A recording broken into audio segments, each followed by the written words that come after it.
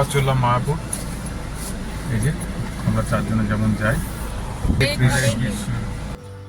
আমরা ছিলাম ঈশাদান ভবনে। এই হচ্ছে ঈশাদান ভবন, সামনে থেকে তোলা। সঙ্গে রয়েছে পাশেই বিরাট কার পার্কিং এবং ঢুকেই এই হচ্ছে ঈশাদান ভবনের প্রবেশ পথ এবং 5টা ফ্লোর আছে। সেই যে রিসেপশন, সেখানে কাগজপত্র জমা দিয়ে ঘরে যেতে হয়। আর উল্টো দিকে হচ্ছে ওদের restaurant. Number 1103, non AC 4 bedroom.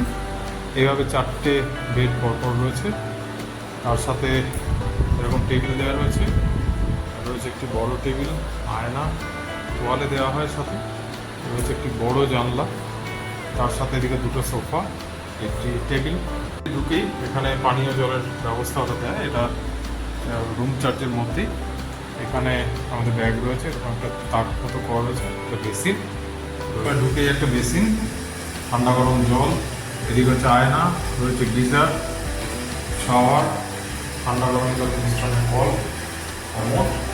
ভাড়া 1344 টাকা। এটা হচ্ছে ঈশাদান ভবনের করিডোর, আছে লিফট। করিডোরটা দিয়ে হাঁটতে কিন্তু ভালো লাগে, বলো। ঈশাদান ভবন।